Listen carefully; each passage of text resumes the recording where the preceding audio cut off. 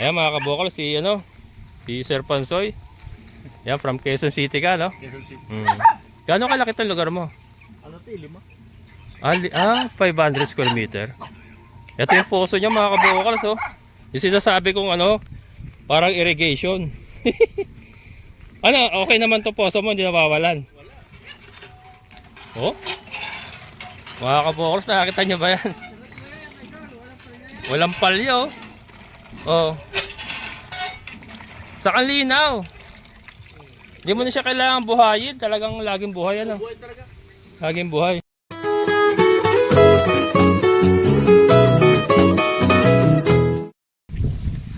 Hello mga kabokals. Magandang hapon na naman. Yan, punta tayo sa phase 2. Pasyal tayo sa phase 2 mga kabokals. Ganda na ng palay oh.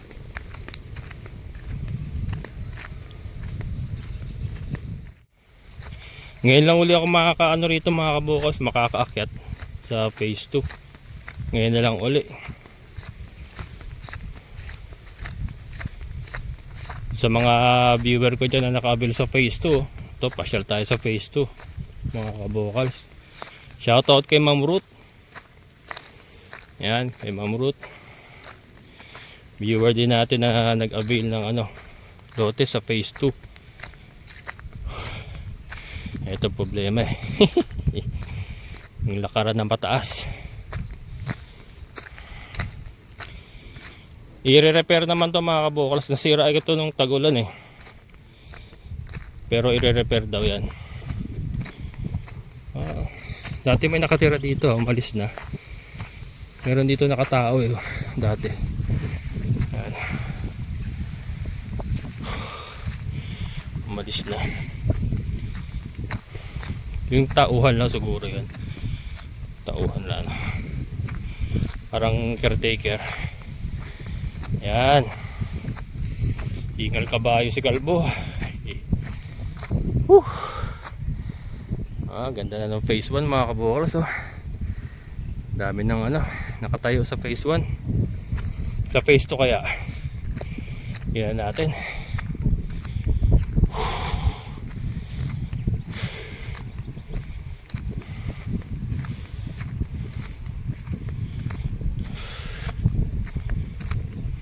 Kaya yung ito malapit to siya kay Tata Mario eh, si Sir Pansoy. Lakas ang hangin mga kabokals. Lakas ng hangin. Yung lang ni Tata Mario ang yung tagulan. Ayan, trakya nung trakya nung 4x4 ni Tata Mario. Hindi, yun eh, 6-wheel drive, 3 paa, 2 gulong. Kalabaw eh. Hindi, 4 na paa. 4 na paa, 2 gulong, 6-wheel drive. Ayan, ang dami. Lahat yan eh, mga kabokals ha. Pero alam ko dyan,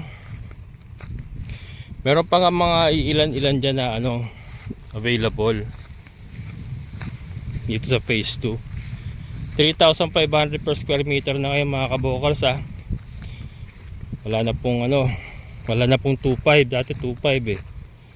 3,500 per square meter na po ang inner lot ngayon dito sa Barangay Tukod, San Rafael, Bulacan. Pati sa phase 3 ganun din.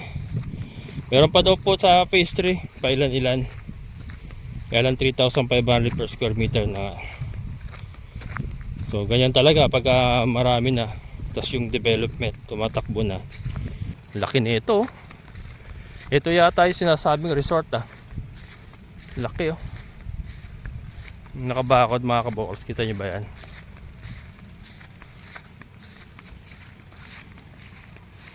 Malayo di pala nilalakad ni Sir Pansoy dito.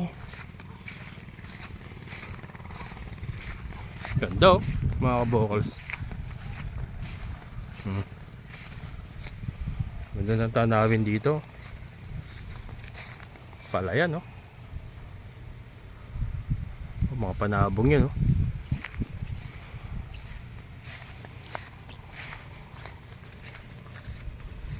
Ito, ganda rin ito. Plat na plat, oh. Ilang kaya ito?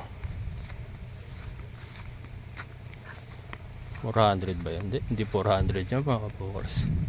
400 yung atin, eh. Mas malaki dyan, eh. Siguro ano yan, ewan ko, 300. Saan kaya dito?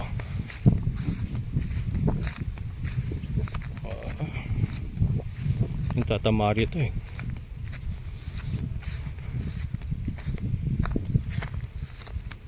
Ay, ito yung 6-wheel drive ni Tata Mario. Yung 6-wheel drive niya. Wala yung ulo. Wala yung ulo. Ala. Dito tayo. Sabi malapit daw kay Tata Mario, eh. Ito na kay Tata Mario, eh.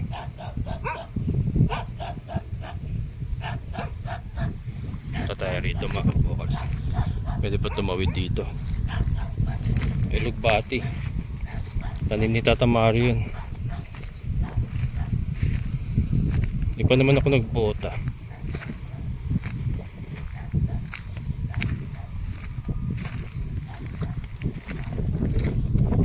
Lakas ang hangin.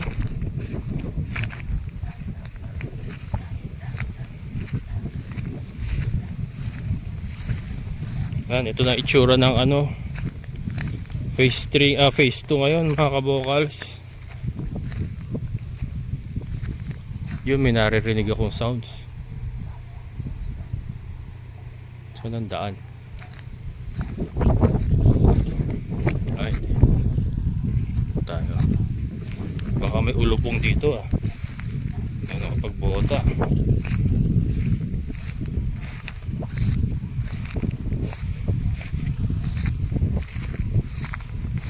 Pag may sounds, yari, may copyright.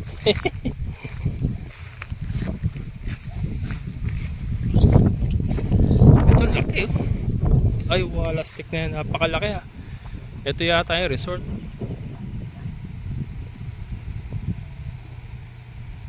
Asan siya, no?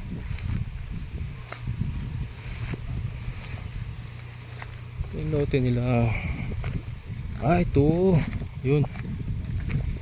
Parang ito na nga yata. Kasi alam ko siya pa lang yung nandito talaga na nag-stay na, ano. Pero may tao siya. Nag-Quezon City yun, eh. Alaga na siya ng layer, eh. Ayan yung, dyan yung kay, yan, shoutout kay Sister Ruth. Yan sa kapunuan na yan, dyan yung sa kanila. Kaya lang di pa ako makapasok. Ewan ko lang makapunta tayo, ma'am. Doon muna kay ano, kay, kaya alam may sounds, eh, oh. Ha? May nakatayo na ron, ah. Oh. May sounds, mga kabokals. Hindi tayo po pwede dyan. Yan, sorry Ma'am Ruth, hindi ako makakapasok doon. Lakas ng sounds. Nagagaling yata tayo doon sa may resort na ano. Oh. Pwede na ito. 300 siguro ito.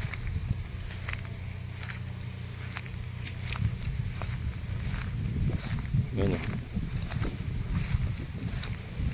Yan, sa mga naka-avail po dito sa Barangay Tukod, wag po kayong mag-alala. Kung nakita nyo pong ganyan yung kalsada ngayon, yung daanan natin, aayusin po yan. Kung babalikan nyo po inyong kontrata, meron naman po nakasaad doon na roads, drainage, water and electricity line. So ongoing naman po yung tawag dito,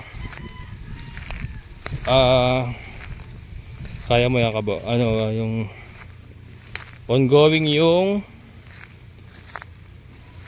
construction. Yung construction. Ayun, saan daan? Dito. Ongoing yung ano ba yun, ah? Nasa dulo ng dila ako. Basta may kalsada lahat yan mga kabokals. Huwag kayo mag-alala. Lahat po ng loteng binili nyo or in-avail nyo, lahat po yan may kalsada.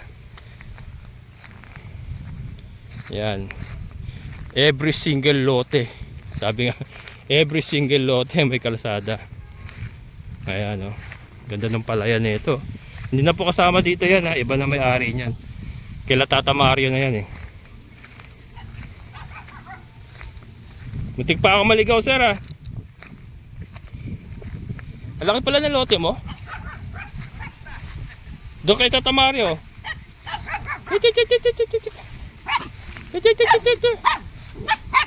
Dahil mo aso ah. Ayan mga kabokals. Pasok yung kawayan sa lote mo. Ayos. Wala kaya pala problema sa ano. Ah, hindi ginagamit mo na. Ayan mga kabokals. Si Sir Pansoy. Yan, from Quezon City ka, no? Quezon City. Gano'ng kalaki itong lugar mo? Ano ito, 500 5? square meter. Ito yung poso niya mga kabukals, oh. Yung sinasabi kong parang irrigation. Okay naman to poso mo, hindi nawawalan. Oh? Mga kabukals, nakakita niyo ba yan? Walang palyo. Oh. Sa kanlinaw. Hindi mo na siya kailangan buhayin. Talagang laging buhay ano. Buhay talaga. Laging buhay. Pag umaga, lahat ng dito dyan. Dyan na nilil. Yung mga nag-avail dito. Kasi iba wala pang tubig talaga no. Si Tata Mario. Dito rin sila giigib. Oo, tapos yung pampainom ng baka niya. Oo. Oo. Gano'ng kalalim yan? 7 rin. 7? Magkano nagastos pa dyan? 130 130. yung mga kabukals. Pero sulit naman. 130, 130,000 yan mga kabukals. Ayos naman eh. Oo, sulit naman. Basta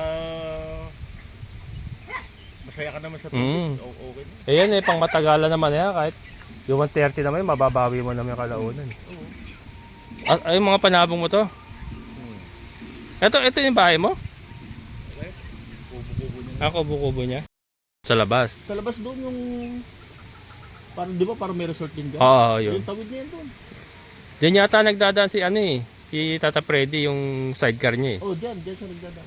Ito, diyan sila nagdadaan eh. Oo. Kung nagpapa-deliver. Oo. Pasok ang truck diyan eh. Pasok. Ayan, ito na pala yun. So yung kay Ma'am Ruth, nandiyan ka na rin pala dito. Yung subscriber ko dito rin pala yun. Baka dito sa banda, karugtong ko.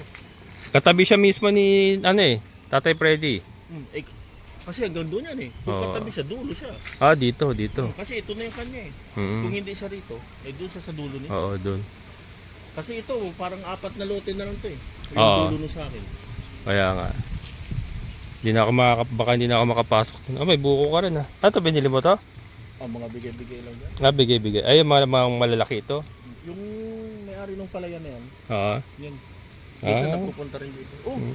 May buko ko doon, tanim mo. Maya, andyan na. Yung aso, sa kanya rin galing. Sa kanya rin galing yan? Nakalagay sa sako. Palakihin mo. Ganda ng poso mo. Ramdaman ko yung ng tubig kanina. Lakas. Sulit. Pwede ka mag-fish pan dyan. Tsaka pag umaga, talagang ang dami nila dyan. Nagigib sila. Yung tao dyan, isang foreman, 4 na labor. Tigda 2 balde sila pag naligo. Diyan sila naligo. Diyan sila naligo. Tapos maliligo din yung may-ari. Tapos sila Kamario, umaga hapon. Nag-iigib. Kaya sabi ko, hayaan mo lang para makita natin kung talagang hanggang saan. Hanggang saan. Hindi naman. Hindi pa naubusan. Hindi talaga. Ayos. Talaga nakuha niya yung balog na malakas. Yun ang maganda. Ayun ang maganda CR din. Yung Ilan drum yan nilagay mo sa CR mo na yan? 2. 2. Matagal na yun. May overflow naman yun, Magkaganon. Mas mababa yung isa. Dito yung dumi, dito yung tubig. Para pag puno na, apaw na lang. Apaw na lang. Tapos ito, pinagawa mo na lang ditong kubo nito. Temporary lang sana yan kasi wala pa namang plano ditong sana. Kasi ito, mapilit to eh. Yung kuya ko na yan. Kapatid mo ba si, Kapatid kuya? yun. Ang gusto niya kasi yung Kasi magulo yung mga pamangkin niya doon sa bahay. Oo. Gusto niya mag-isa. Kaya ano, mas panatag ang loob niya rito. Oh, pilit ng pilit sa akin. Sabi niya, doon na lang, mag-alaga tayo. Doon na ako magparami. Kasi siya naman nagpaparami ng mga panabong namin doon. Siya rin. Oh. Oo. So, sabi ko, sige, benta muna natin lahat yan para Oo. yun. Pilit siya ng pilit dito. Kasi dito talagang ano ka eh. So, Relax na relax ka pinapasyalan eh. ko na lang. May kuryente din pala. Akala ko wala ka pang kuryente. Meron? Diyan kayo tatama. Oo. Minsan pag may karga, nahihirapan. Kaya maswerte ka nandun si ano, Kanina, Tata Mario. Kasi ano, yun yung 6x6 ni ano, 6x6 ni Tata Mario mga kabokras. Gamit na gamit kay Sir Pansoy. Pero pag pag talagang kailangan, kinukontak ko talaga siya. Oo. Talagang yung, lalo na yung mga halo, ano yung semento mo dati, no? Oh, semento. Saka yung mga drum. Mga drama. Yan, oh. Yan, mga yero. Yero. 6x6 ang ano niya, mga kabukors, nagdala niyan. 4 na paa, 2 gulong. Ayan.